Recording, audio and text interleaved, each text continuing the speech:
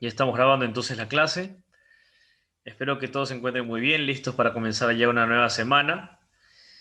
El día de hoy vamos a terminar con el tema de los neurotransmisores, ¿ya? Porque la próxima clase ya nosotros vamos a hacer ya vamos a comenzar a hacer ya la actividad. Entonces, el día de hoy terminamos neurotransmisores, de aquí no volvemos a ver más neurotransmisores, pero igual recuerden que todo va sumando, entonces por ahí mencionaremos algo de los neurotransmisores y será como que, ya, ok, listo. Entonces les permitirá a ustedes haber comprendido este tema de los neurotransmisores para entender qué es lo que está ocurriendo más adelante, ¿no? Entonces, vamos a eso.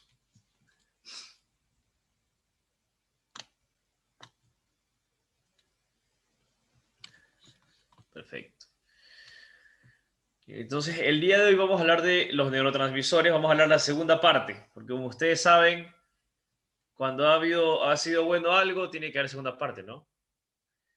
Y a veces me dicen, no, es que la segunda parte no es tan buena como la primera. Vamos a ver qué tal es esta segunda parte. Y ustedes me dicen. En todo caso, esta segunda parte lo que sí es más sencilla, porque los neurotransmisores que vamos a verlos muy, muy rápidamente, porque ellos no son neurotransmisores tan importantes, entre comillas, o tan urgentes, por lo menos los que vamos a ver por lo menos no los primeros sí son muy, muy, muy importantes, de hecho. Pero los que vemos después no van a ser tan importantes. Mejor dicho, son muy importantes, pero no son tan conocidos. ¿Ya? Pero igual cumplen roles muy importantes que los vamos a ver igual. Y vamos a hablar de algunos de ellos para que sepan identificarlos. Entonces, los primeros que vamos a ver van a ser los más relevantes, los más conocidos. Y estos van a ser los aminoácidos, ¿verdad? Entonces, los aminoácidos. ¿Ustedes alguna vez han escuchado la palabra aminoácidos?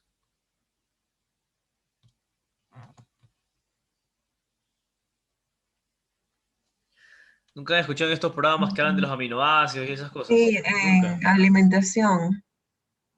Ajá.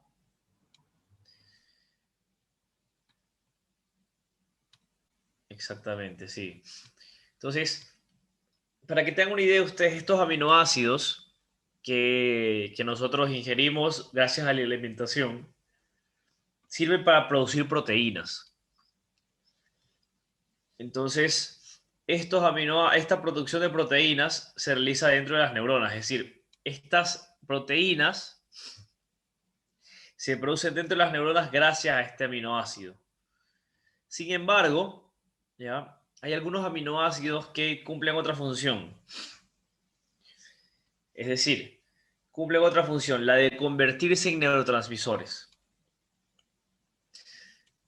Entonces, estos no son los aminoácidos de los que hablamos nosotros cuando hablamos de la alimentación, sino que son unos aminoácidos que se transforman en neurotransmisores. Entonces, para que más o menos tengan una idea, eh, vean cómo funciona esto. La serotonina, por ejemplo, viene de un aminoácido que se llama el triptófano. La histamina viene de un aminoácido que se llama la histidina. La dopamina y la norepinefrina vienen de uno que se llama la tirosina. La acetilcolina viene de uno que se llama la colina, que se acuerdan que yo les comenté.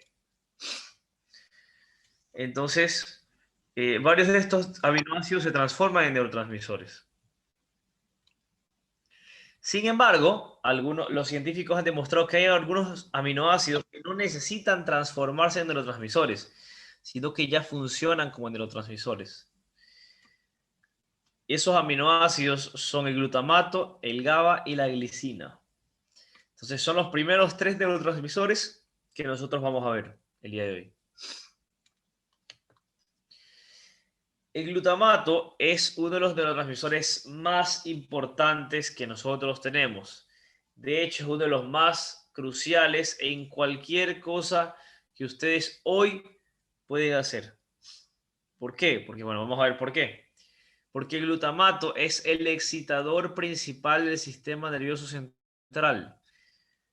Es el más común en el cerebro. Es decir, si es que yo comienzo y cojo todos los neurotransmisores que ustedes tienen en su cerebro, el que más tenemos nosotros es el glutamato.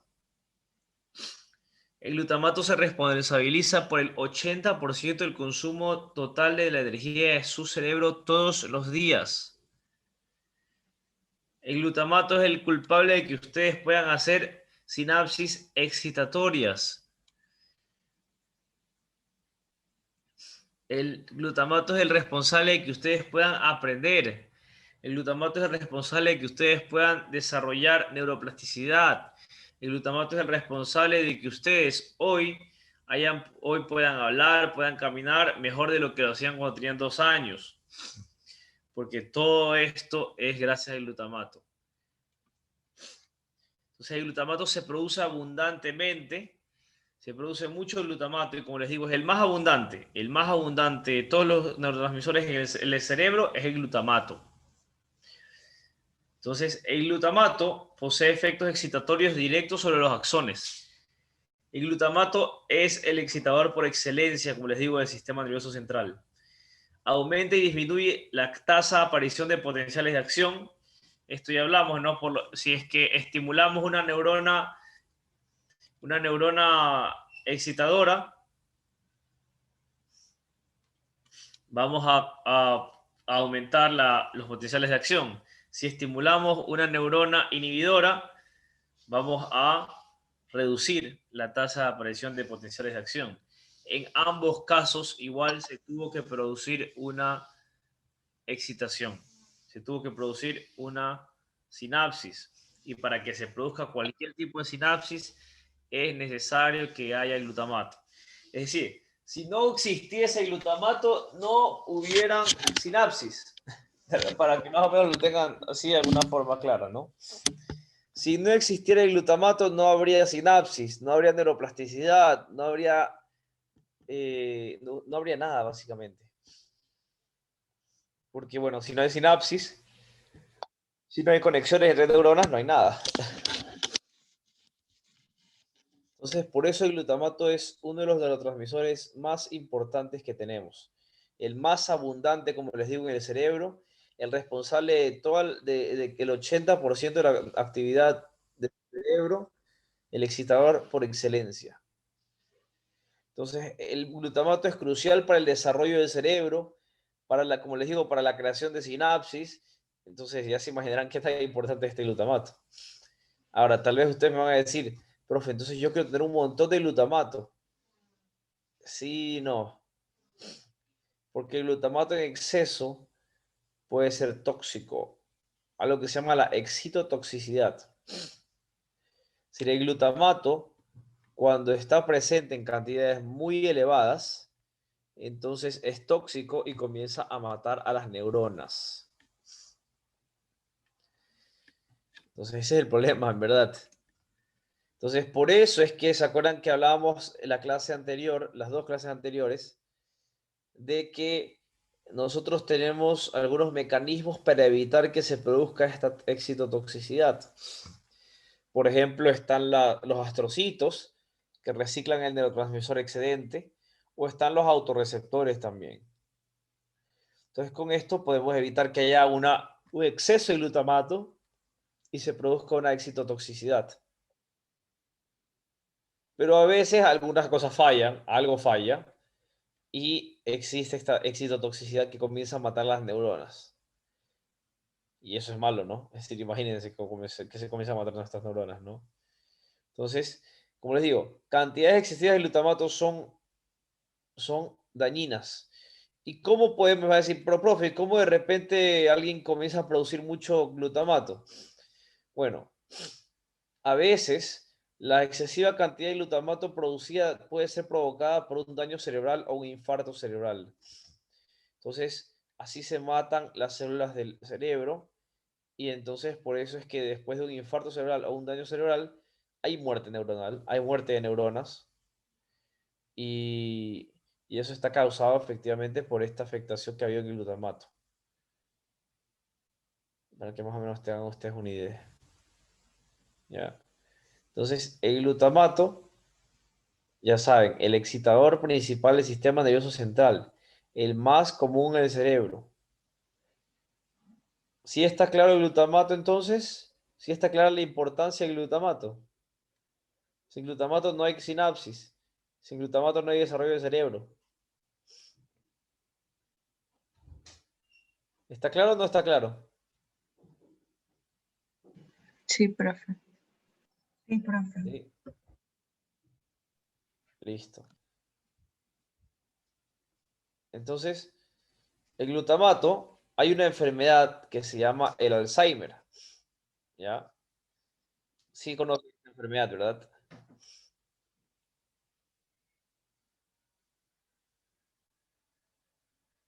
El Alzheimer sí lo conocen, ¿no? Sí. Sí. Ya, muy bien. Entonces, el Alzheimer es una enfermedad que se caracteriza por bueno, primero es una enfermedad neurodegenerativa, lo cual quiere decir que neurodegenerativa quiere decir que se van muriendo las neuronas. Y esto ocurre de una forma progresiva, así como el Parkinson, cada vez los síntomas del Alzheimer van empeorando con el tiempo. Y el Alzheimer se caracteriza eh, por una persona que va perdiendo sus capacidades cognitivas como resultado de esta muerte neuronal progresiva. Entonces, entre esas cosas, una de las primeras cosas que se ve es que la persona comienza a tener problemas de memoria. Pero no es lo único. Esta persona comienza a tener problemas de memoria, comienza a tener problemas de lenguaje, y así poco a poco hasta el punto de que la persona ya ni siquiera puede comer sola o ir al baño sola. ¿Ya? Entonces es una enfermedad bien complicada que al final termina matando a la persona. Entonces, algunos estudios, bueno, entre otras cosas más que están relacionadas a la parte molecular perdón, a la parte más genética, eh, pero también, porque el Alzheimer tiene que ver también con un tema genético, ¿ya? Pero, aparte de eso, hay unas proteínas especiales que están relacionadas al Alzheimer, como la proteína Tau, ¿ya? Están relacionadas al Alzheimer. Y en teoría parece que esta afectación que se da por alguna alteración de esa proteína Tau es la que hace que de repente se produzca un cierto tipo de excitotoxicidad. Es decir, se elevan los niveles de glutamato y comienza a producirse una excitotoxicidad, lo que comienza a hacer que se produzca es decir, hay un deterioro de la homeostasis neuronal. Cuando me refiero a homeostasis es un equilibrio. Hagan de cuenta que su cerebro produce la cantidad de glutamato y GABA suficiente para que su cerebro funcione como tiene que funcionar. El GABA es lo contrario, ya lo vamos a ver más adelante, pero el GABA es en cambio el inhibidor, ¿no? Por excelencia. Entonces, nuestro cerebro lo que hace es que tiene como un sistema que permite la producción de glutamato y de GABA como debe ser. Parece ser que en el Alzheimer, esta homeostasis, este balance se pierde y comienza a producirse mayor glutamato. Como se produce mucho más glutamato, comienza a ocurrir una excitotoxicidad. Recuerden que el glutamato en exceso es tóxico, ¿no? Y mata neuronas. Y así poco a poco. Entonces comienza la excitotoxicidad, comienza a haber mucha cantidad de glutamato y comienza a morirse de neuronas. Y esta constante muerte neuronal es lo que subyace el Alzheimer. Entonces, eso es lo que aparentemente ocurre y por eso es que se cree que la potenciación a largo plazo, es decir, esta conexión entre neuronas que es necesaria para el aprendizaje, es uno de los que comienza a perder primero, porque porque justamente los primeros que se van a ver afectados son las neuronas en las áreas corticales y en el hipocampo. Por eso es que la memoria es lo principal que se ve afectado al principio. Entonces, simplemente es para que vean que todas las enfermedades que estamos viendo pueden explicarse de una forma también a partir de los neurotransmisores. Hemos visto algunas, la miastenia grave, las alergias, el, el Parkinson, el Huntington, hemos visto ahorita el Alzheimer, hemos visto el trastorno obsesivo compulsivo, el trastorno de hiperactividad con déficit de atención, la depresión, un montón de cosas, ¿no? Que se pueden explicar por un desbalance en la producción de neurotransmisores. Para que vean, ¿no? Para que vean lo interesante que es entender esto de los neurotransmisores, para poder entender otro tipo de patologías. De ahí viene el GABA. El GABA se llama GABA porque quiere decir ácido gamma aminobutírico. Por eso es que es el GABA, porque es un ácido. Recuerden que es un aminoácido, ¿no? Entonces es un ácido, un aminoácido.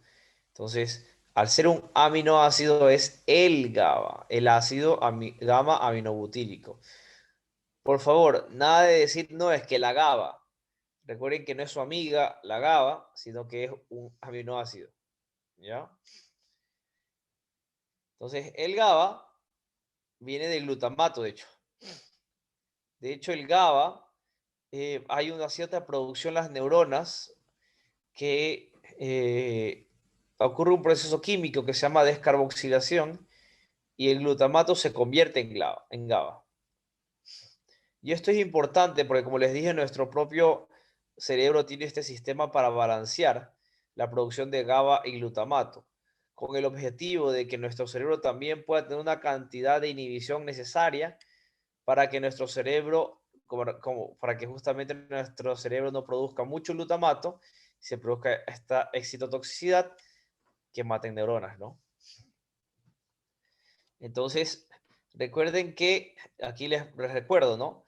Cuando hablamos de que el GABA es el principal inhibidor del cerebro, estamos hablando de que el GABA va a procurar hiperpolarizar las neuronas para que no se activen o se activen menos.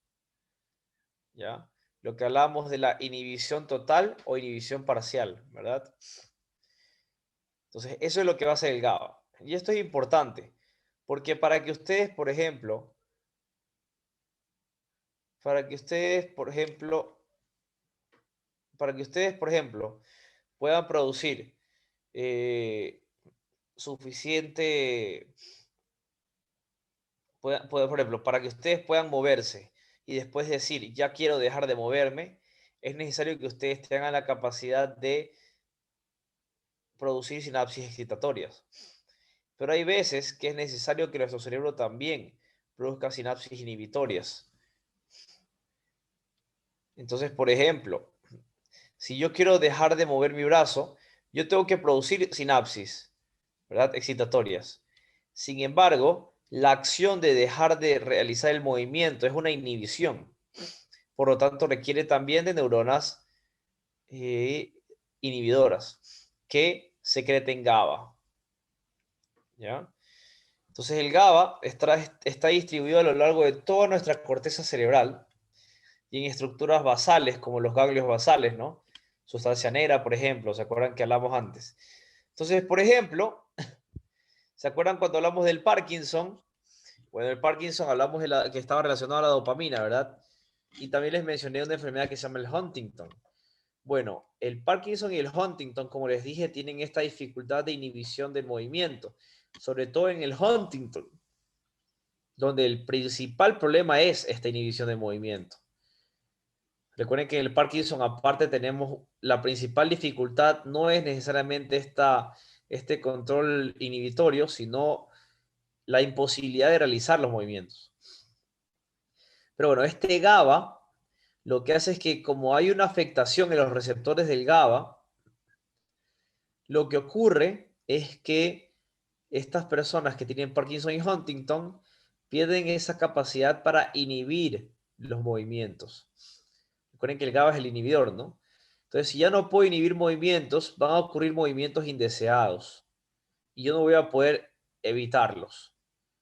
Entonces, por eso les decía que vean un video del Huntington para que entiendan a lo que me refiero con movimientos que uno no puede controlar. Es muy, muy, muy feo. Entonces, el GABA está relacionado a funciones corticales como el control motor, como les acabé de poner el ejemplo, la visión, la regulación del estado de ánimo. Sí, también es necesario el GABA para regular el estado de ánimo. ¿Ya? Si no, recuerden que nosotros vamos a estar muy acelerados, vamos a estar muy hiperactivos y esto va a generar síntomas de angustia, insomnio. Entonces, el GABA también participa en la regulación de estados de ánimo. La cognición también, el GABA es importante en la cognición. ¿Ya? Entonces, además, el GABA también es crucial en el desarrollo del cerebro. Como les dije, participa siempre junto al glutamato en básicamente todas las sinapsis de nuestro cerebro. Entonces, el GABA, por ejemplo, cuando está con niveles muy bajos, está asociado a trastornos como la depresión, la esquizofrenia, la ansiedad o la epilepsia.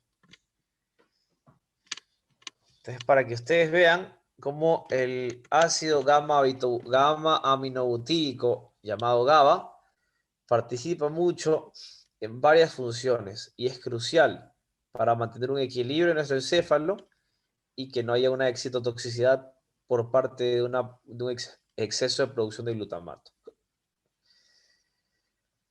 ¿Ya? Entonces,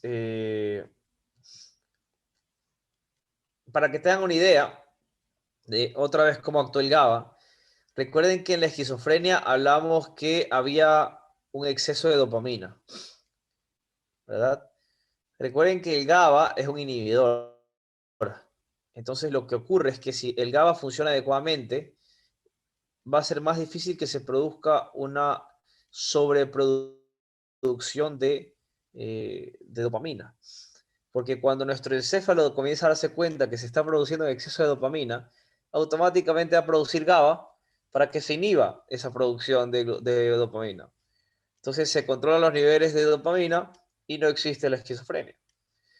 Pero lastimosamente, hay veces que como les dije, este desbalance existe, esta afectación en el GABA existe, y esto puede generar un desbalance como el que se ve en la depresión, en la esquizofrenia, en la ansiedad, etcétera, ¿no?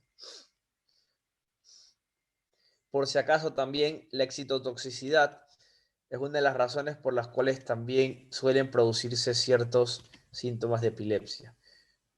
Entonces aquí está el GABA, el inhibidor o el inhibidor por excelencia de nuestro cerebro. ¿Está claro el GABA entonces?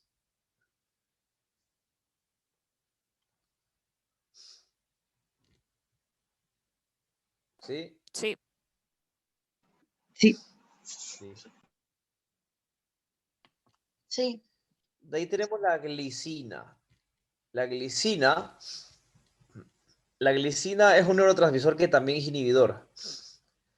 Sin embargo, la diferencia, esto es importante, una diferencia crucial, importante entre la glicina y el GABA es que la glicina se ubica en cambio en la médula espinal, troncoencefálica y cerebelo. Recuerden que dijimos que el GABA se producía en cambio a nivel de estructuras basales de los ganglios basales, ¿no? Y en las áreas corticales, en toda la corteza cerebral. Bueno, la glicina en cambio va a ser el inhibidor por excelencia, pero de la médula espinal, el tronco encefálico y del cerebelo. Entonces, esta es una diferencia importante. Entonces, la glicina tiene una estrecha relación con otros neurotransmisores como la acetilcolina o la dopamina para favorecer la memoria y el desarrollo cognitivo y también para controlar el tema motor, ¿no? Sobre todo en la respuesta inhibitoria, porque la glicina lo que hace es que hiperpolariza interneuronas y neuronas motoras. Si la glicina tiene una participación mucho más activa a nivel de movimiento y a nivel de funciones cognitivas que a nivel de procesamiento sensorial, como sí lo tiene el GABA. Por eso es que dice interneuronas y neuronas motoras. Entonces, como les dije, la glicina principalmente está involucrada en funciones cognitivas y en funciones motrices. Entonces, una afectación en la glicina puede resultar en una producción de movimientos bruscos involuntarios o espasticidad. ¿Ya? Entonces, ¿por qué? Porque recuerden, si no inhibimos si no inhibimos el movimiento, entonces se van a producir movimientos involuntarios. Y a veces estos movimientos involuntarios son muy bruscos. También la espasticidad, tengan una idea que es el incremento normal del tono muscular que causa rigidez en los movimientos. Por ejemplo, eh, nosotros podemos ver este tema de la espasticidad. Como les digo, el GABA, la glicina y el glutamato están muy pendientes, son cruciales en el desarrollo de nuestro cerebro. ¿Ya? Entonces, a medida que se va desarrollando nuestro cerebro, va existiendo un balance entre el glutamato, el GABA y la glicina para que todo ocurra como tiene que ocurrir. Sin embargo, un problema en la glicina podría evitar este incremento del tono muscular. Recuerden que es el inhibidor, ¿no? Si no inhibe el incremento del tono muscular, la glicina, entonces aumenta mucho. ¿Y qué ocurre cuando aumenta mucho el tono muscular? Bueno, se causa rigidez. Si no, miren cómo caminan estos bodybuilders, ¿no? Estos que se meten un montón de esteroides y posan ahí y que tienen demasiados músculos. Ya miren cómo caminan ellos. Caminan ahí con las manos abiertas, pierden movilidad, ¿verdad? Eso es por mucho músculo. Bueno, eso es un ejemplo de lo que ocurre cuando hay un tono muscular muy, muy incrementado. Entonces, no es que estas personas por si acaso tienen espasticidad, no. Lo que me refiero es que la glicina puede causar un tipo de este trastorno como esto, ¿no? Entonces, a su vez, la glicina también está involucrada en el correcto desarrollo de su cerebro, como les dije, de su funcionamiento, permitiendo un efecto tranquilizador regulando la hiperactivación del cerebro. Como les decía, la glicina y el GABA lo que permiten es hiperpolarizar neuronas para evitar que se produzca un exceso de glutamato y lo que desemboque en una hiperactivación de su cerebro, en una excitotoxicidad, en una muerte neuronal y en una enfermedad grave que puede complicar bastante su vida. Entonces ya saben ahí la diferencia entre glicina y GABA y cómo funcionan entre ellas, ¿no? La glicina está también sencilla.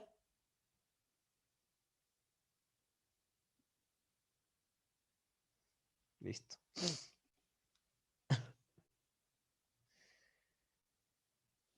¿Sí está clara la glicina o no? Si pueden responderme sería bueno, ¿no? Sí. Sí, profe. Sí, parece. Estoy tratando de ir lento, Sí. ya sereno, pero creo que estas son sencillos, ¿no?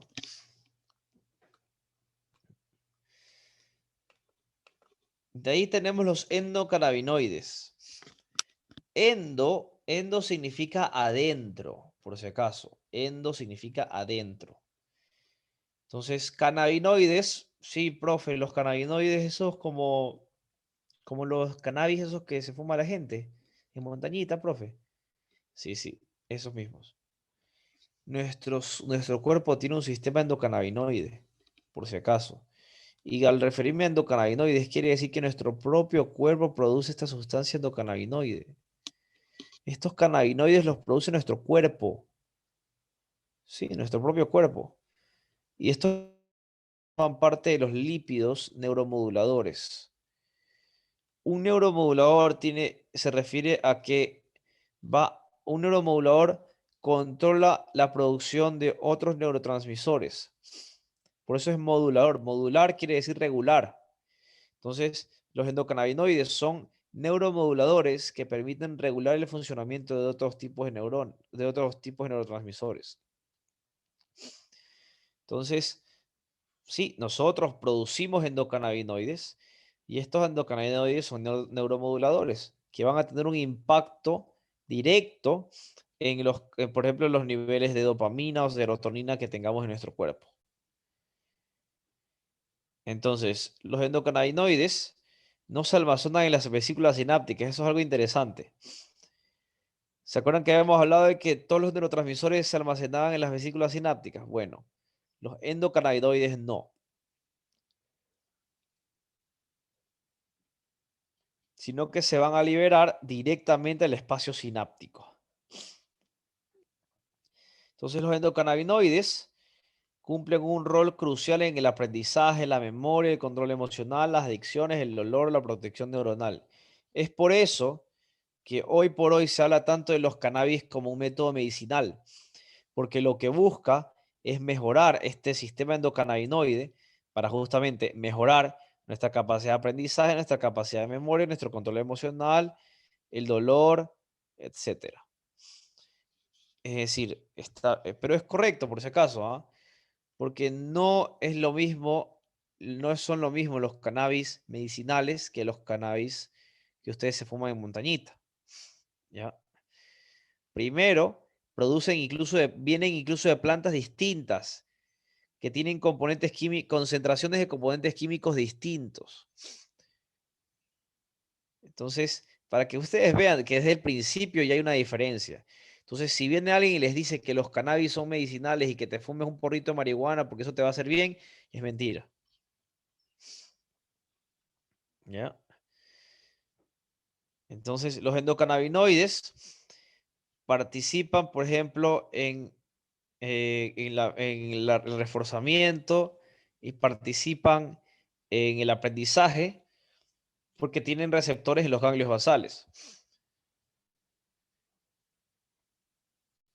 También participan en la memoria porque tienen receptores en el hipocampo. También, como les dije, sobre todo tienen una afectación importante en la parte motriz, gracias a estos receptores en los ganglios basales. Entonces, pero no solamente eso, en verdad los receptores endocannabinoides, miren ustedes la imagen, se encuentran en todas las partes de nuestro cuerpo. Entonces, en todo nuestro cuerpo, los endocannabinoides tienen una capacidad de afectar nuestro cuerpo increíblemente. Entonces, los endocannabinoides, por eso es que hay tanto interés en este tema de los cannabis, porque uno puede afectar positivamente no solamente la capacidad cerebral, sino también la capacidad del cuerpo para funcionar mejor, el hígado, el páncreas, los pulmones, el sistema inmunológico. Entonces, por ejemplo, un bloqueo de receptores CB1, que son uno de los receptores de los endocannabinoides, que se encuentran, por ejemplo, en el tracto gastrointestinal, puede hacer que ustedes pierdan el apetito. Por eso es que a veces, cuando ustedes consumen la marihuana esta que se fuma en montañita, esta que no tiene nada que ver con la parte medicinal, va a afectar este sistema endocannabinoide. Entonces, por ejemplo, por eso es que la, la marihuana, por ejemplo, puede tener efectos de que puede hacer que las personas les dé hambre, les dé mucha hambre.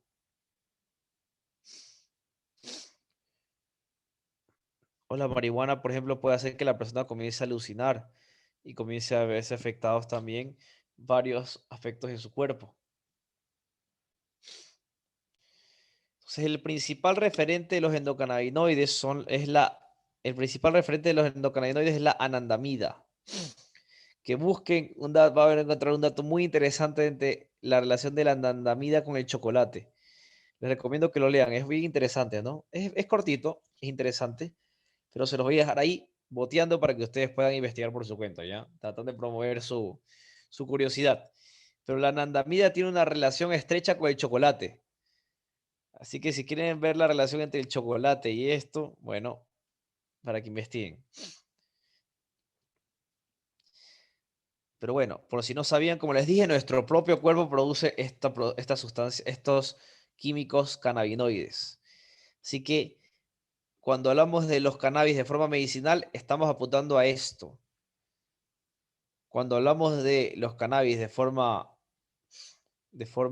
recreacional, el objetivo no es ayudar a nuestro cuerpo, no van a ayudar a nuestro cuerpo.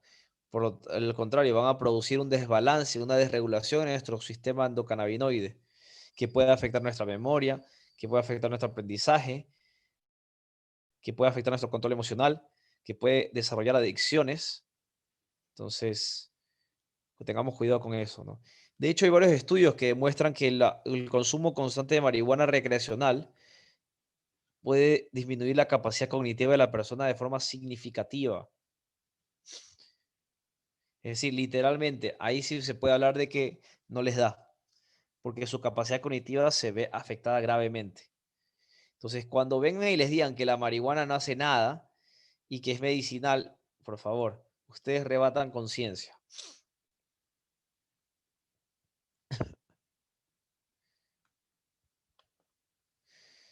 De ahí hablamos también de ahora de los opioides endógenos. Uy. Los opioides endógenos son neurotransmisores, son también neuromoduladores, ¿ya? Y nuevamente, si vemos endógenos, quiere decir que se producen dentro de nuestro dentro de nuestro cuerpo, ¿no? Si hablamos de opioides, los opioides endógenos, es importante hacer esta aclaración que son opioides endógenos, porque, por ejemplo, la H es un opioide, la heroína es un opioide, la morfina es un opioide, la metadona es un opioide.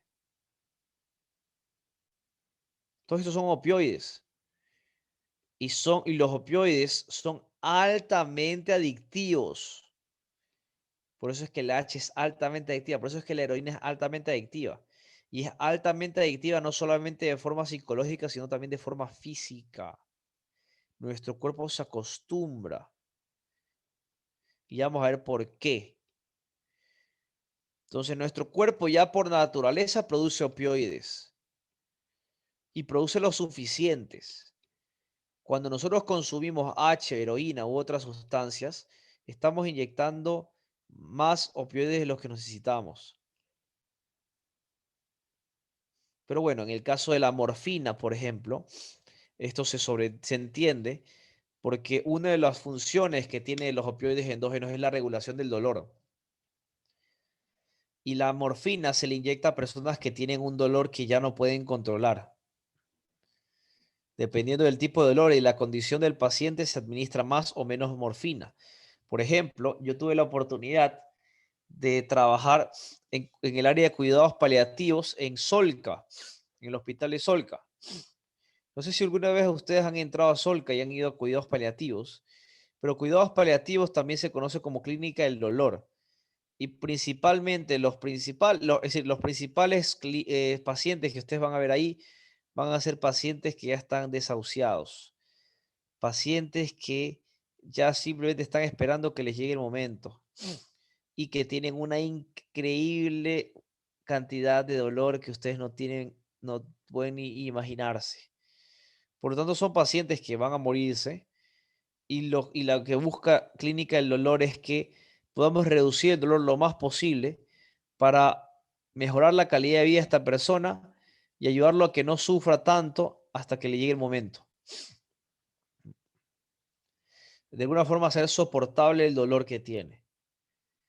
Por eso se administra, por ejemplo, morfina. Pero la morfina es altamente adictiva cuando no se administra en dosis adecuadas. Por eso es que tiene que haber unos especialistas que manejen este asunto. Y por eso es que en ese caso también ya no vale tanto eso de que es que se va a hacer adicto. Bueno, pero en este caso se va a morir pronto. Lo mejor es que tenga menos dolor y que pueda vivir su vida de una mejor forma, ¿no? Con un mejor estado de ánimo. Pero si ustedes se van a poder comenzar a poner morfina simplemente porque sí, es un problema. Porque la morfina genera un placer físico extremo. Su cuerpo se acostumbra y después ustedes no lo van a poder dejar. Y el problema de esto es que no solamente, como les digo, es una adicción psicológica, sino es una adicción física. Su cuerpo se los va a pedir.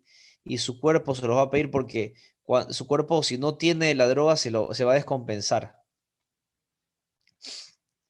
Y se va a descompensar a tal punto que si ustedes, por ejemplo, le están administrando morfina a un paciente, unas grandes cantidades de morfina, y ustedes de repente dejan de darle morfina, este paciente se va a descompensar, su cuerpo se va a descompensar puede tener un ataque de convulsiones y puede morirse porque su cuerpo se descompensa.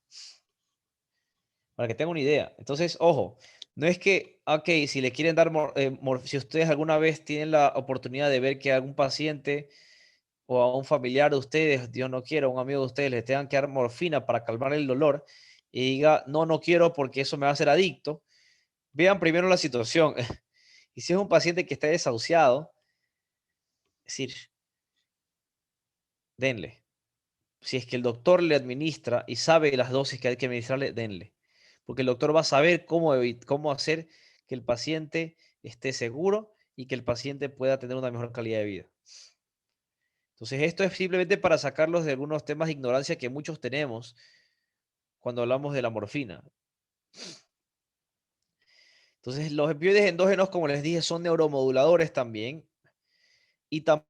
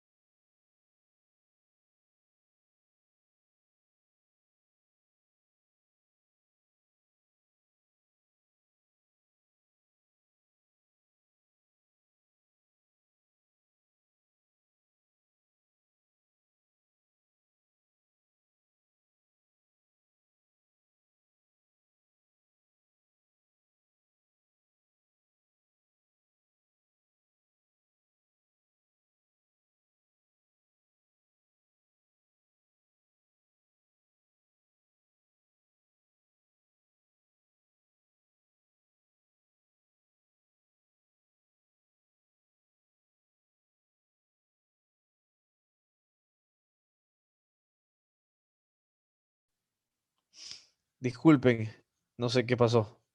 Disculpen, ¿hasta dónde me escucharon? Para poder retomar desde donde me escucharon. Yo hasta moduladores. Listo, entonces como les decía, los opioides endógenos son neuromoduladores que como ustedes ven en la imagen ahí, se producen también, se liberan directamente del espacio sináptico, no se almacenan en vesículas sinápticas. Entonces ya vamos viendo que ya vamos viendo dos neuromoduladores, los opioides endógenos y los endocannabinoides, que no se liberan a través de vesículas sinápticas, sino directamente del espacio sináptico, como ustedes pueden ver en esa imagen, ¿no? Ahí ustedes pueden ver las vesículas sinápticas y ven que los opioides endógenos son liberados directamente al espacio sináptico. Entonces, como les estaba mencionando, hay tres tipos de opioides endógenos principales: las endorfinas, las encefalinas y las dinorfinas. Pero los más comunes, los más famosos son las endorfinas. ¿Alguna vez ustedes han escuchado sobre las endorfinas?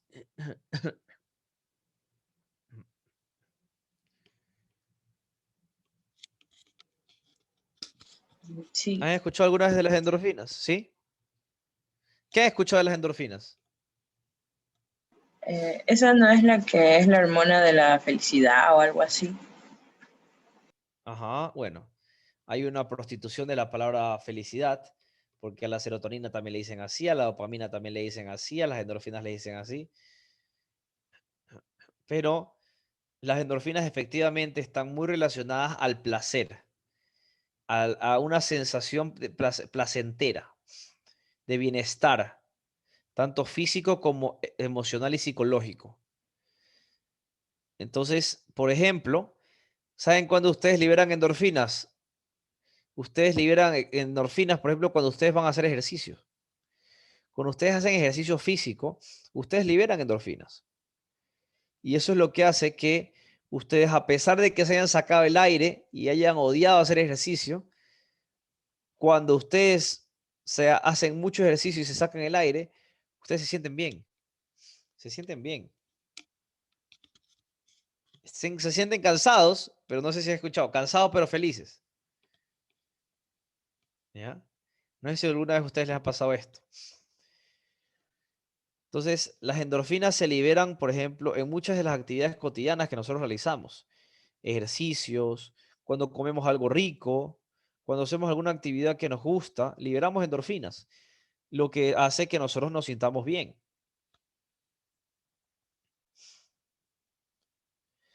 Entonces, estas endorfinas, estos opioides endógenos son los responsables de que nosotros podamos sentirnos adecuados, sentir un bienestar físico y mental. Entonces, por eso es que cuando nosotros consumimos opioides como la heroína o como la H, estamos produciendo exceso de endorfinas. Y al producir un exceso de endorfinas, producimos una sensación de placer y de bienestar físico y emocional muy, muy, muy potente. Muy, muy, muy potente. Que lastimosamente ninguna actividad del mundo les va a poder dar. Eso hace que nosotros queramos volver a buscar ese placer. Y por eso es que estas drogas son altamente adictivas. Y como les digo, no solamente de forma mental y psicológica como la cocaína o la marihuana, sino de forma física. El cuerpo lo comienza a pedir, el cuerpo se comienza a acostumbrar. Y si no lo tiene, se descompensa.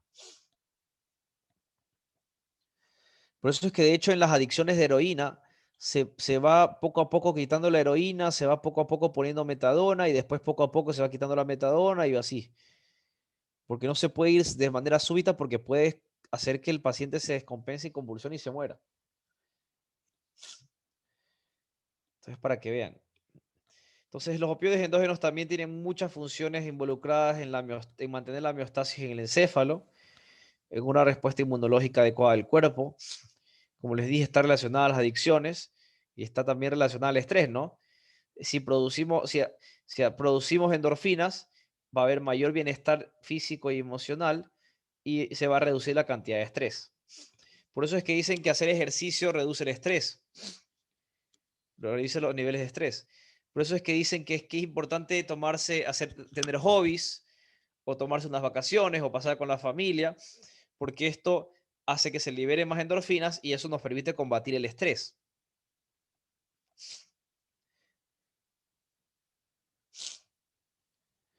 ¿Sí? Por eso es que también, de hecho, no sé si a ustedes les ha pasado, pero ustedes pueden estar totalmente enojados y de repente vienen y les dan su comida favorita y de repente como que nos sentimos mucho mejor. Por un momento se nos va todo el enojo. O al contrario, si estamos enojados y si estamos enojados y aparte tenemos hambre, pero si estamos estresados y aparte tenemos hambre, un ogro tienen ahí al frente de ustedes. Entonces, para que vean. De ahí tenemos otro neuromodulador. Este se llama adenosina. La adenosina es, en cambio, un nucleócido. Los opioides endógenos son péptidos, por si acaso, son péptidos. Si quieren saber el tipo de componente químico que son péptidos. Los endocannabinoides son, como les dije, son lípidos. La glicina, el GABA y el glutamato, como les dije, son aminoácidos. ¿Verdad? Y como vimos también antes, la dopamina, la serotonina, todos ellos vienen de aminoácidos, pero pasan por un proceso que los transforma en neurotransmisores, ¿verdad? Entonces, la adenosina también es un neuromodulador, es un nucleócido formado por adenina y ribosa, por eso se llama adenosina. Estos son los componentes químicos de la adenosina. Entonces, la adenosina es un neuromodulador que tiene principalmente efectos inhibitorios. Ojo, esto es interesante porque hasta ahora Habíamos hablado de los endocannabinoides y los opioides endógenos, y estos son neuromoduladores tanto excitatorios como inhibitorios. Sin embargo, la adenosina es solo un neuromodulador inhibitorio. Y la adenosina es el que nos va a ayudar a comprender cómo funciona el café en nuestro cuerpo y por qué el café produce lo que produce nuestro cuerpo. Entonces, los metilxantinas, como la cafeína, por ejemplo, o los energizantes, lo que hacen es que cuando ustedes toman café, por ejemplo, bloquean los receptores de adenosina, impidiendo que se pueda llegar al sueño MOR o sueño REM. Entonces, la adenosina, como les dije, es un neuromodulador inhibitorio. Por lo tanto, lo que ayuda es a inhibir, a reducir la actividad de su sistema nervioso. Como yo les comenté antes, para que nosotros podamos dormir y llegar al sueño MOR o sueño REM, es importante que nosotros podamos relajarnos. Y eso incluye también que se relaje nuestro sistema nervioso central. Para eso es que es importante la adenosina. ¿Ya? Entonces, a mayor cantidad de adenosina, mayor cansancio. Es decir, ustedes cuando se levantan después de haber dormido bien, ustedes comienzan con la actividad de su día, entonces comienzan a trabajar y trabajar y trabajar y trabajar y trabajar. Y a medida que van trabajando y va avanzando el día, sus niveles de adenosina comienzan a subir. Cuando comienzan a subir sus niveles de adenosina, eso quiere decir que su nivel de cansancio comienza a incrementar. ¿Y cómo se resetea, entre comillas? ¿Cómo regresamos a esa adenosina a cero para sentirnos bien descansaditos? Bueno, durmiendo. Entonces la adenosina, a medida que nosotros estamos en nuestras actividades cotidianas, se va incrementando y por eso nos vamos cansando a lo largo del día. Y cuando dormimos, nosotros de alguna manera comenzamos a reducir los niveles de adenosina y por eso es que cuando nos despertamos ya estamos más descansados y listos para comenzar nuestro día. Sin embargo, el café lo que hace es que bloquea los receptores de adenosina. Si no se recibe adenosina, entonces en teoría no nos vamos a sentir tan cansados, sino que nos vamos a sentir más activados. ¿Por qué? Porque no se está inhibiendo nuestro sistema nervioso central. Y si nuestro sistema nervioso central está muy activado, entonces eso va a impedir que nosotros lleguemos al sueño MOR. Incluso a pesar de que ustedes logren dormirse. Porque algunos de ustedes van a decir, profe, es que yo sí puedo dormir con café. Es más, yo no puedo dormirme si no me tomo mi taza de café. Listo, eso es lo peor que ustedes pueden hacer. Porque si ustedes se acuestan a dormir habiendo tomado café, pueden hacerlo. Pero el café igual va a estimular, lo que va a hacer igual es que va a bloquear sus receptores de adenosina, lo cual no va a permitir que su sistema nervioso central se inhiba lo necesario para poder llegar al sueño MOR. Recuerden que el sueño MOR es la última etapa del sueño en la que se produce el sueño restaurador. Por lo tanto, si ustedes no llegan al sueño MOR, entonces ustedes no van a poder tener ese sueño restaurador que necesitan y se van a levantar más cansados todavía a veces. Porque su sistema nervioso central no descansó, porque estuvo activado y estimulado por el café que tomaron antes de irse a dormir. ¿Sí me explico? Y solo es el café negro, ¿verdad? ¿A qué te refieres con solo el café negro? Es que te dijo que, por ejemplo, el café negro afecta y no permite que uno casi bien, digamos.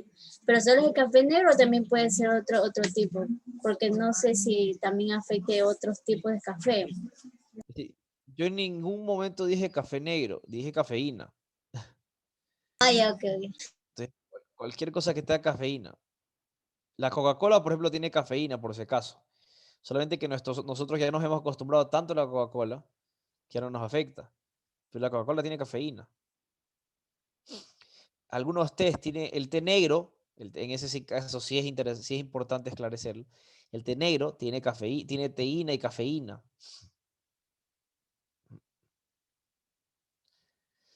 Entonces, esta cafeína, como les dije, bloquea los receptores de adenosina. Y si bloquea los receptores de adenosina, su sistema nervioso central no se va a inhibir lo suficiente para que puedan llegar ustedes al sueño restaurador y puedan descansar. Entonces, no tomen café antes de irse a dormir, por favor. Es lo peor que pueden hacer porque no van a poder tener un sueño de calidad y se van a sentir cansados el siguiente día. Por lo tanto, como les dije, la adenosina es un inhibidor del sistema nervioso, o también llamado depresor del sistema nervioso. Por ejemplo, ¿saben qué otra sustancia también es un depresor del sistema nervioso central? El alcohol. El alcohol es un depresor del sistema nervioso central. El alcohol, cuando me refiero a un depresor o inhibidor, es que estoy impidiendo la sinapsis entre neuronas. Y eso va a hacer que mi sistema nervioso central funcione de manera más lenta. Y eso es lo que le pasa a una persona que consume mucho alcohol. Y por eso es que no puede ni siquiera hablar bien, no puede ni siquiera caminar bien, no puede ni siquiera formular recuerdos y por eso es que el siguiente día no se acuerda de nada. E incluso, hasta si cuando uno toma mucho alcohol termina hasta durmiéndose. Entonces, para que ustedes vean lo que ocurre. Entonces, lo peor que en verdad pueden hacer ustedes es tomarse, si el alcohol es un depresor y aparte lo mezclan con un energizante, que es estimulador del sistema nervioso central, está metiéndose una bomba que está confundiendo a todo su sistema nervioso central. Entonces, otra cosa que hace el café también es que dilata los vasos sanguíneos del corazón. Por eso es que cuando ustedes toman café, ustedes una de las respuestas fisiológicas que van a sentir es que su corazón va a comenzar a latir más rápido. Por si acaso. Es decir, se van a dilatar sus vasos sanguíneos y ustedes van a comenzar a subir su presión sanguínea como resultado del consumo del café.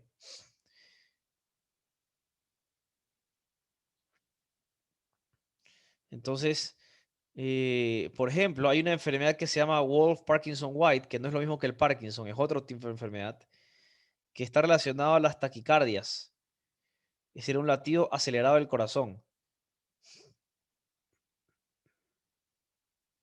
¿Ya? Y entonces a este tipo de trastornos, a las personas que tienen esta enfermedad como el Wolff-Parkinson-White, lo que hace es que se le administra adenosina. Y al administrarse la adenosina, inhibe el sistema nervioso central y con eso también se comienza a reducir la dilatación de vasos sanguíneos y así poco a poco se va a controlar el funcionamiento del corazón para que no lata tan rápido. Es para que vean en verdad cómo funciona la adenosina, incluso hasta como un medicamento. ¿Ya? Si está claro entonces la adenosina, si está claro entonces lo que hace el café en su cuerpo, los energizantes.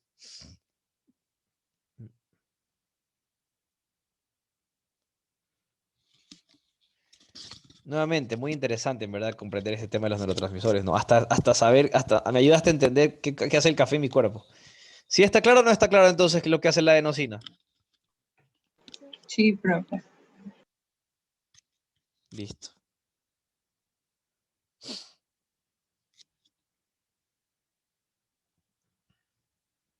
Perfecto. Y por último, tenemos el óxido nítrico. El óxido nítrico es un neurotransmisor y neuromodulador bien particular. Como les dije, el óxido nítrico es neuromodulador. También actúa como neurotransmisor, pero este óxido nítrico es particular porque es un gas soluble. Es decir, es un gas soluble. Quiere decir, al ser un gas, quiere decir que su capacidad de gas hace que entre en contacto con varias neuronas del sistema nervioso central y sistema nervioso periférico de una manera rápida. Muy, muy, muy rápida. Es decir, es como que ustedes, por ejemplo, liberan un gas lacrimógeno en un cuarto y al ser gas se va a esparcir mucho más rápido que si fuese, por ejemplo, alguna otra sustancia.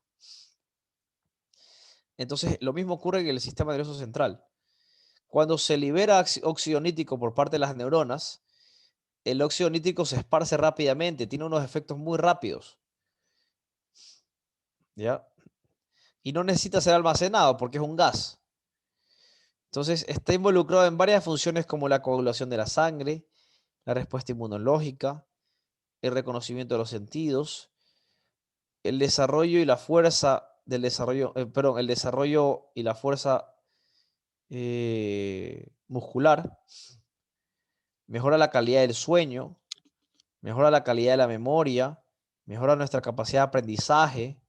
Sí, en verdad el óxido nítrico está en participa en un montón de funciones, porque como les digo, actúa como neuromodulador para controlar y regular el funcionamiento de los otros neurotransmisores, como la dopamina, por ejemplo, que es crucial en el aprendizaje, como la acetilcolina, que es crucial en el aprendizaje, como la serotonina, que es importantísimo en el aprendizaje. Pero aquí viene algo interesante, el óxido nítrico también. Cuando el óxido nítrico se produce en cantidades excesivas, entonces también puede provocar excitotoxicidad, al igual que el glutamato. Y por eso es que el óxido nítrico en exceso también se ha asociado a enfermedades como el Parkinson, el Alzheimer o la esclerosis múltiple. Enfermedades neurodegenerativas, porque el óxido nítrico también, al producirse en exceso, puede generar una sobreproducción pero una excitotoxicidad que comienza a matar las neuronas. Entonces aquí tienen al óxido nítrico. No confundan el óxido nítrico con el óxido nitroso, por favor. El óxido nitroso es el gas de la risa, por si acaso. Así que cuidado, los confunden. Este es nítrico, ¿ya? Entonces, esos son los neurotransmisores que íbamos a ver el día de hoy. ¿Qué tal? Fueron algunos, pero ¿les pareció fácil o les pareció difícil?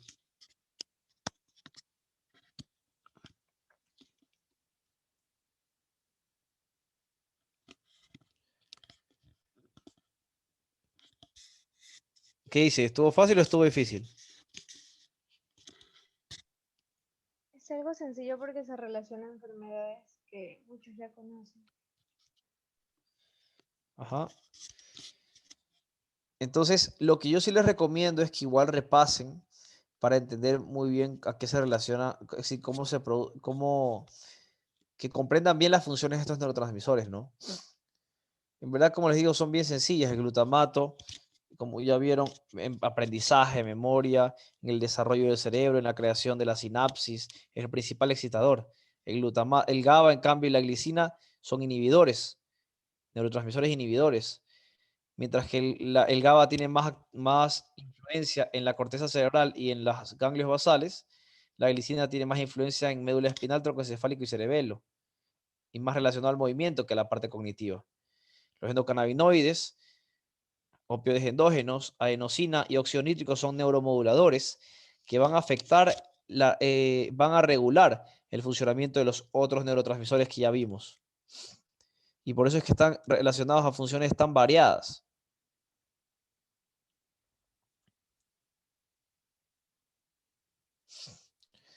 Todos son muy importantes, sí, efectivamente. Todos son muy importantes en el aprendizaje y en varias funciones distintas, ¿no? Entonces, estos son los neurotransmisores que nos faltaba ver. No sé si tienen alguna pregunta sobre ellos o alguna pregunta sobre los anteriores neurotransmisores, que sé que a algunos les ha costado un poquito comprender. Entonces, aprovechemos y si quieren, si es que me hacen preguntas y esclarecemos rápido las cosas, podrían salir un poquito antes, ¿no? Pero a ver, cuéntenme. Miren que les estoy dando tiempo ahora porque sé que este tema a veces complica a los estudiantes.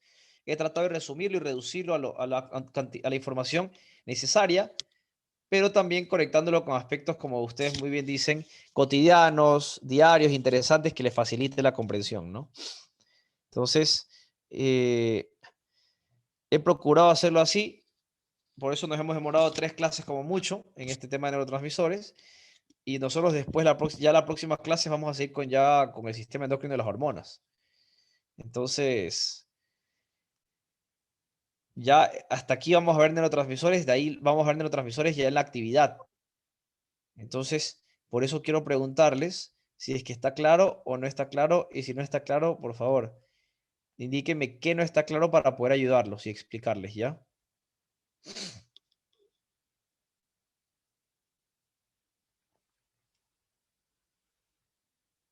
A ver, Juan Daniel, lo que te decía del óxido nítrico, el óxido nítrico es un gas soluble. Es algo totalmente distinto a todos los otros neurotransmisores. Es un gas, así como el gas, como el gas lacrimógeno, ¿ya? Así es un gas. Entonces las neuronas, si quieres ponerlo de alguna forma, las neuronas se tiran gases, ¿ya? Y estos gases son el óxido nítrico. Pero estos gases son buenos, en verdad, porque estos gases, este óxido nítrico, ¿ya? Lo que va a hacer es que va a ayudar a promover la memoria, el aprendizaje, una mejor calidad de sueño, que sus sentidos funcionen adecuadamente, que ustedes pueden desarrollar una fuerza muscular o una resistencia muscular adecuada.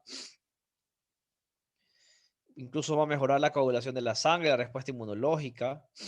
Si quieren, por ahí pueden ver también un dato interesante o curioso del óxido nítrico relacionado a la pastillita azul que se toman los hombres en alguna etapa determinada de su vida, ¿ya? Entonces, el óxido nítrico participa en un montón de funciones. ¿Por qué? Porque es neuromodulador, Juan Daniel. ¿Qué quiere decir que es neuromodulador? Que va a regular el funcionamiento de los otros neurotransmisores. Entonces, el óxido nítrico se libera y actúa sobre los otros neurotransmisores, sobre la dopamina, sobre la acetilcolina, sobre la serotonina, sobre la noradrenalina, y por eso es que tiene todos estos efectos variados. Y lo que me refería también con la excitotoxicidad es que al igual que el glutamato, cuando el óxido nítrico se produce en exceso, es tóxico y comienza a matar las neuronas. Entonces, cuando esto ocurre, entonces es que comienzan a morirse neuronas, y por eso es que se dice que el óxido nítrico puede estar relacionado también a enfermedades neurodegenerativas como las que ya hemos visto, el Alzheimer, la esclerosis múltiple o el Parkinson, ¿no? No sé, Juan Daniel, si esta explicación te ayuda a comprender mejor.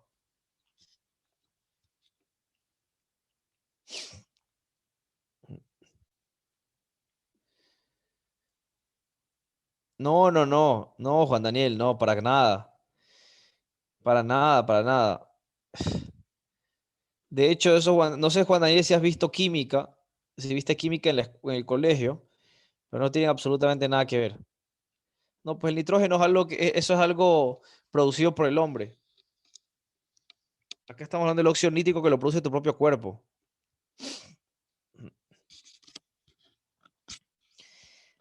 Dale. La noradrenalina, Nayi. Nayi pregunta si la noradrenalina se activa cuando estamos manejando porque estamos alerta. Depende, Nayi, de qué tan alerta estés. Si tú estás en tu celular mientras manejas, ¿tú crees que vas a estar alerta? Te pregunto.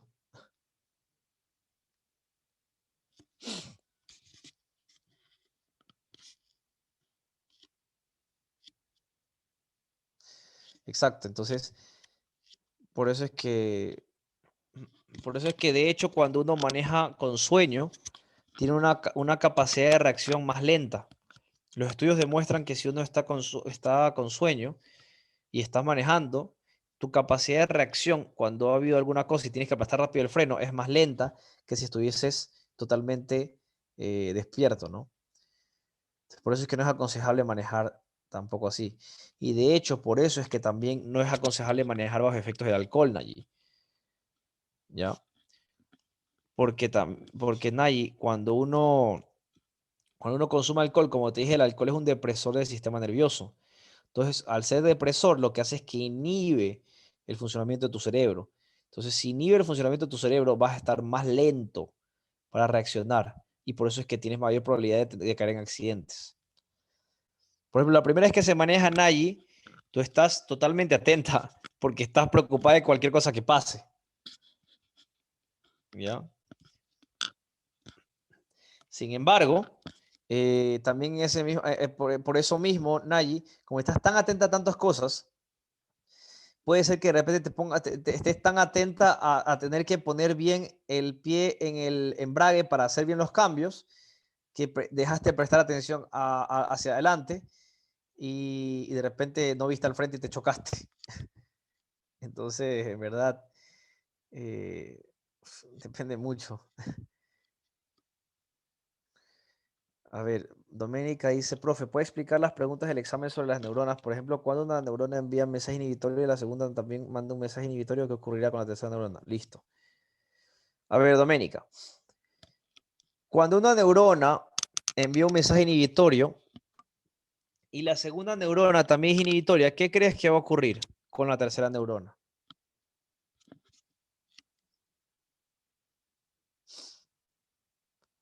Dime tú, ¿qué crees que va a ocurrir, Doménica?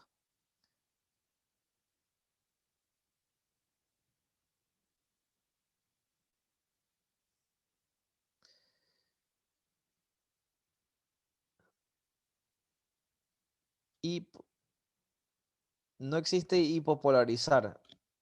¿Te refieres a hiperpolarizar o a despolarizar? ¿A qué te refieres?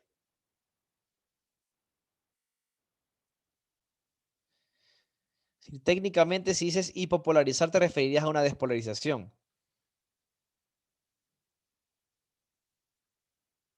Hiperpolarizar. Ok. Entonces, según tú, si es que hay una neurona A que es inhibidora y una neurona B que es inhibidora y una neurona C, la neurona C, si es que la neurona A y la neurona B son inhibidores, lo que va a ocurrir es una hiperpolarización en la tercera neurona. Doménica, eso es lo que tú dices. Doménica, esto es muy sencillo, mira.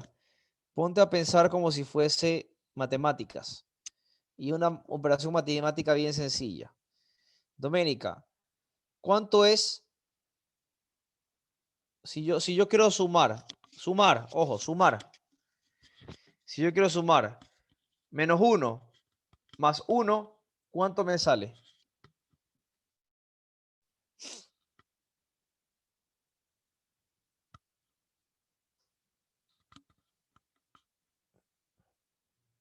Cero, ajá. Acá es lo mismo.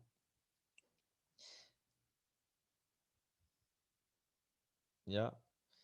Para ponerte un ejemplo. O si no, mejor míralo de esta forma, Doménica. Cuando la típica que te preguntan, menos por menos, ¿cuánto es, Doménica?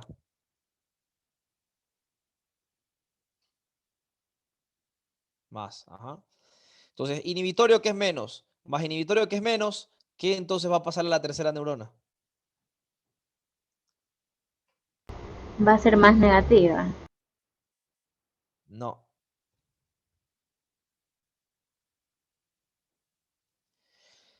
Menos por menos, ¿qué quiere decir, Doménica? Menos por menos, más. Ajá, exactamente. La neurona se va a despolarizar. La tercera neurona se va a despolarizar, lo contrario. ¿Por qué? Porque, date cuenta, menos por menos más. Inhibición más inhibición va a producir una despolarización. ¿Por qué? Mira, Doménica. Ponte a pensar en la neurona C. La neurona C está disparando potenciales de acción, ¿verdad? La neurona C está disparando potenciales de acción. La neurona B es inhibidora. Por lo tanto, si es inhibidora, lo que hace es que reduce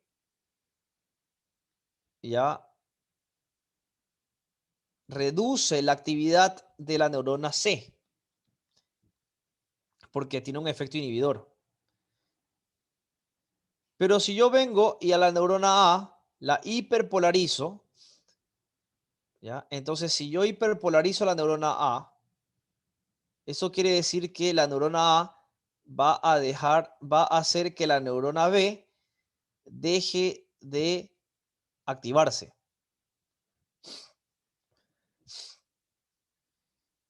¿Ya?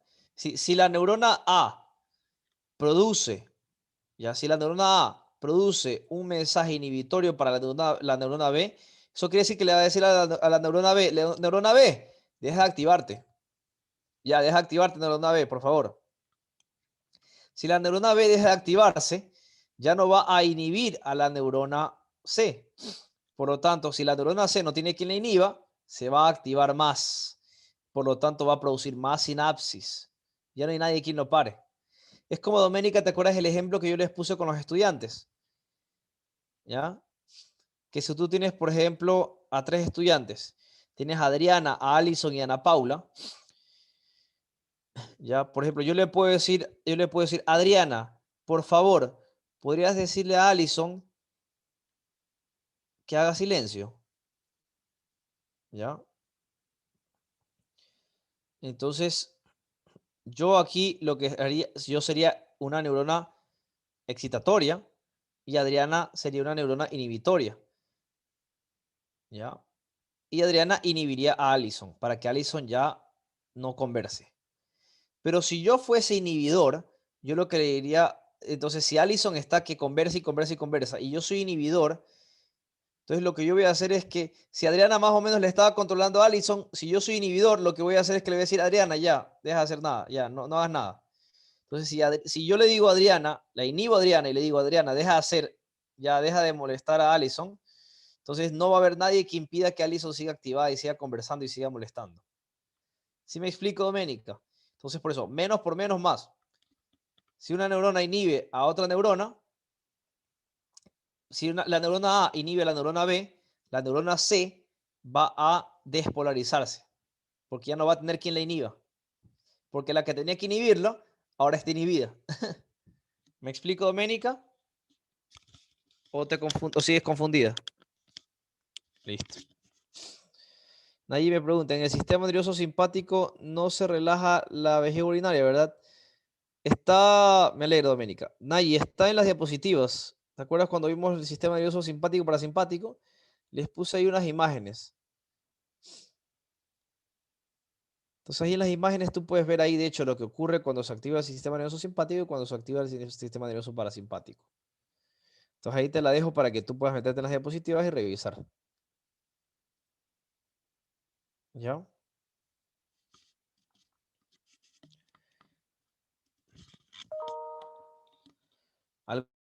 ¿Alguna otra pregunta más?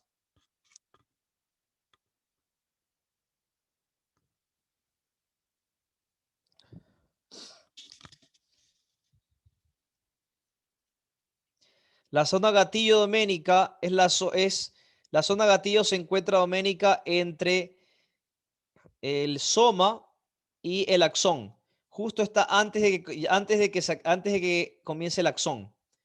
Y se llama zona gatillo, Doménica, porque esta es la zona crucial que tiene que pasar el potencial graduado, perdón, la suma de cargas eléctricas, ¿ya? Que ha recibido esta neurona por la sinapsis que ha hecho con otras neuronas, tiene que ser lo suficientemente fuerte para pasar esa zona gatillo y que ese potencial graduado se transforme en un potencial de acción. Si ese potencial graduado no es lo suficientemente fuerte, recuerden que lo digo, potencial graduado es la suma de estos cambios que ha habido en la polaridad de la neurona. Si este potencial graduado no es lo suficientemente fuerte, ya para haber producido una despolarización en el cual la neurona haya llegado hasta menos 50 o menos 55 cuando llegue a la zona gatillo, entonces, Doménica, no se va a producir un potencial de acción. Para que se produzca, recuerda que el potencial de acción inicia en el axón. Entonces, si al axón ya no le llega suficiente carga, no se va a producir un potencial de acción. Por eso es que esa es la zona gatillo, la zona crucial, la cual el potencial graduado tiene que tener una fuerza suficiente para llegar a esa zona gatillo y poder ser lo suficientemente fuerte para convertirse en un potencial de acción. Y por eso es que esa zona gatillo está justo antes del axón, porque cuando ya pasa el axón ya no es potencial graduado, sino que es potencial de acción. ¿Sí me explico, Doménica?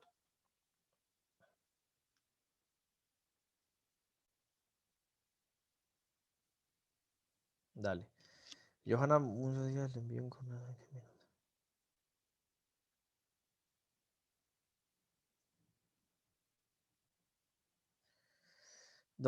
Johanna, independientemente de lo que tú me quieras mostrar, te mostré la captura. Y, es decir, sí, ya ahí te mostré la captura, es decir, no es que me lo estoy inventando, ¿no? Mándame el correo igual, ya, mándame el correo igual. Pero ya te digo, no te voy a poder poner la nota completa, pero entiendo, no sé qué habrá pasado. Hay que estar más pendiente de esas cosas, Joana, para que no te vuelva a ocurrir.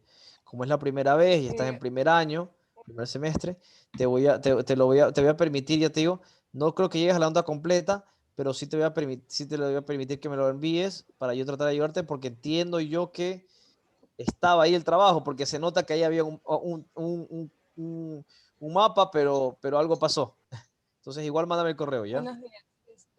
Es que yo me lo descargué de nuevo porque se me hizo raro. Dije, a la final se movió algo y no salió completo, pero abrí ahorita el ABAC y me lo volví a descargar para ver qué era exactamente lo que se había subido. Y yo lo abrí, lo que me descargué, no el que tengo en mi computadora.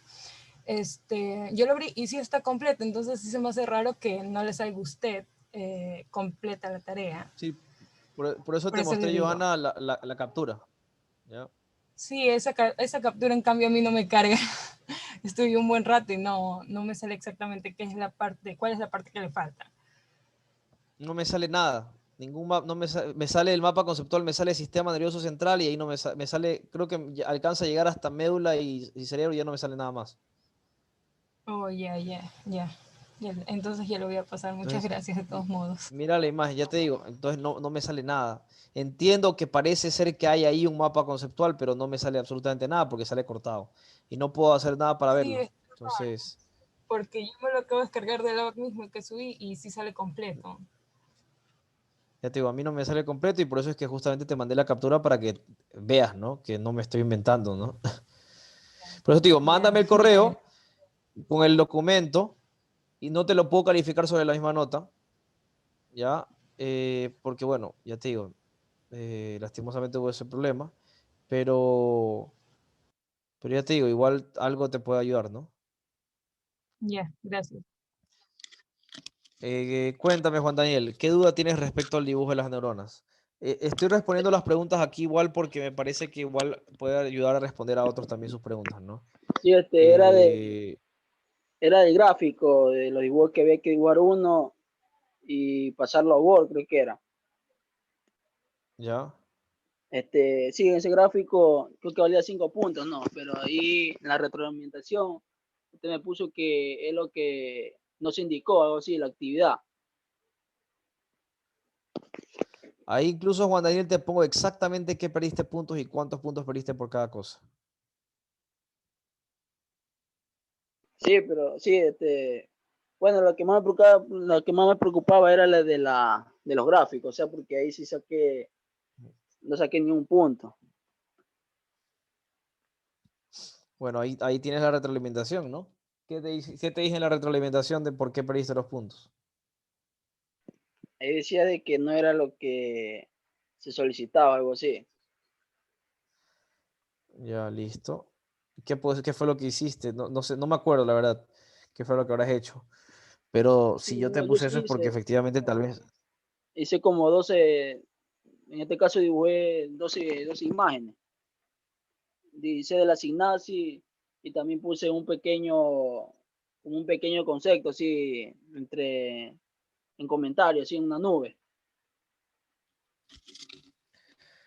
No sé, Juan Daniel, pero si te puse eso es porque, ya te digo, porque algo no hicimos correctamente, ¿no? Eh, ya te digo, yo he tratado de calificar lo mejor posible cada una de sus actividades y ser lo más justo con todos, en verdad. Eh, pero sí, si te puse eso, igual estoy acá metiéndome a ver un ratito, a ver si lo veo rapidito. Actividad de la neurona, gráfico de las neuronas en sinapsis.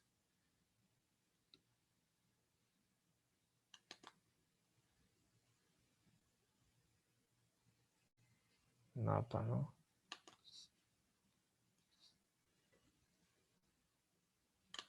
Ok.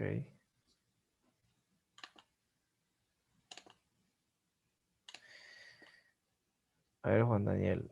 Efectivamente, no es lo que solicité. A ver, vamos a ver qué es lo que me pusiste aquí.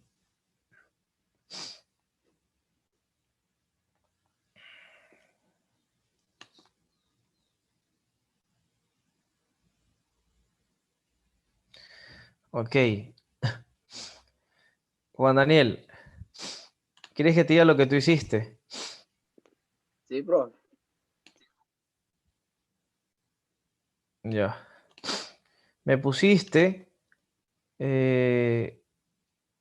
las imágenes de distintas neuronas. Por ejemplo, una multipolar, una bipolar, una unipolar. Y me pones distintos cuadros que no sé cuál va primero, cuál va segundo, cuál va tercero. En una supongo que estas son vainas de mielina. Aquí no me estás explicando las partes de la neurona. En ningún momento me estás explicando las partes de la neurona. Por lo tanto, bueno, ahí está clarísimo que pierdes todos los puntos ahí, ¿no? Y si quieres ver la rúbrica para que veas cuántos puntos perdiste solamente por no poner las partes de la neurona y explicarme las partes de la neurona, ya perdiste un montón de puntos ahí. No entiendo, en verdad. Me pones ahí, da información a los estímulos. Da información. ¿Qué son estímulos, Juan Daniel? Estímulo, bueno, sería en este caso lo que nosotros tenemos a nuestro alrededor, o sea, Ya, lo que listo. vemos. Listo, perfecto. Entonces, ¿a qué te refieres con que da información a los estímulos? O sea que en este caso yo me refería a las neuronas, o sea que pasaba información sensitiva. Ya, pero eso no está claro ahí. Y aparte, ya te digo, en cada imagen me has puesto una imagen de una neurona distinta, entonces en verdad no entiendo. No se entiende absolutamente nada de lo que estás haciendo aquí, Juan Daniel, lastimosamente. Ya, es decir, no te entiendo nada. No hay una conexión, no hay una relación, ni siquiera tienes puesto cuál es primero, cuál va segundo, cuál va tercero. Simplemente hay gráficos ahí de distintos tipos de neuronas y por ahí un mensaje que otro, pero no se entiende, no se entiende nada, Juan Daniel. Ni me explicas una sinapsis excitatoria ni inhibitoria, que es lo que pedía. ¿Ya? Si aquí no me explicas en ningún momento qué es una sinapsis inhibitoria, qué es una sinapsis excitatoria, cómo se produce. En ningún momento me lo haces. Y tampoco me estás poniendo las partes de la neurona, ni me estás diciendo, ni me dibujaste una neurona, ni siquiera con sus partes. Poniéndome ahí cuál es el núcleo, cuál es el axón. Es decir, nada de eso me has hecho.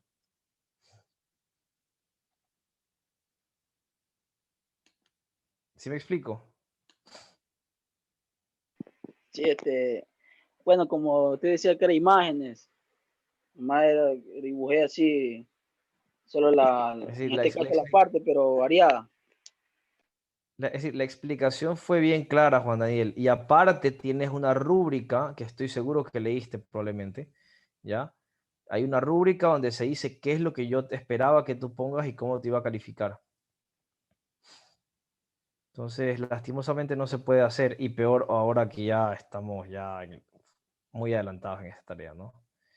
Pero bueno, en todo caso, ¿alguna otra pregunta que tengan? Ya todas sus notas ustedes ya las tienen ahí, ya las conocen. La próxima semana, es decir, el día viernes, perdón. Déjenme un ratito, aquí tengo por aquí abierto el horario. El día viernes, estamos 18, ¿no? Ok, listo. El día viernes vamos a tener nuestra clase de sistema endocrino y hormonas. Y el lunes que viene vamos a tener 2 cuestionarios de neurotransmisores y de hormonas. ¿Ya? Entonces vamos a hacer 2 cuestionarios en uno. Por lo tanto, van a ser 2 cuestionarios cada uno de 5 puntos. Así que esta clase próxima es importante. ¿Ya? Porque van a poder hacer, es decir, la próxima semana, la clase del 25 va a ser muy importante porque van a tener 2 cuestionarios. Se van a estar jugando 10 puntos literalmente de su segundo parcial. Entonces, aquellos que están bajos, repasen los neurotransmisores, por favor, para que puedan hacer el cuestionario sin ningún problema. Entonces, aprovechen. Ya les estoy diciendo, tienen una semana todavía.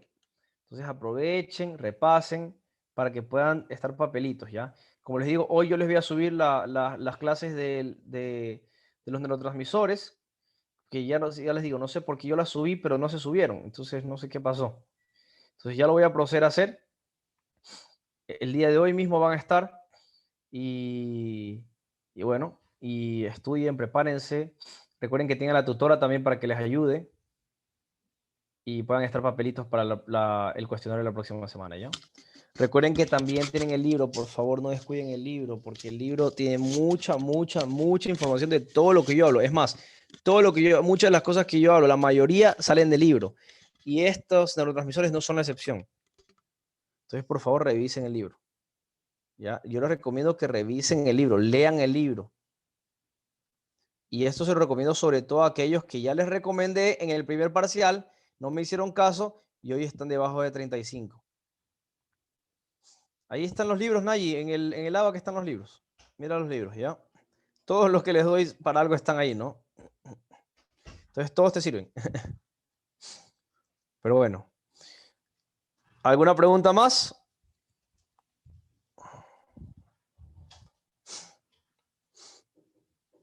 ¿No? Bueno. En todo caso, entonces vamos a dar por terminada la clase del día de hoy. No quiero sobrecargarlos con tanto los neurotransmisores. Entonces, quiero cerrarlo ahí. Y repasen, estudien y nos vemos entonces el día viernes, ¿ya? Pasen bien, cuídense y tengan un buen inicio de semana. Gracias, profe. Hasta luego. Gracias, profe. Gracias, Bye. igualmente. Gracias, hasta luego.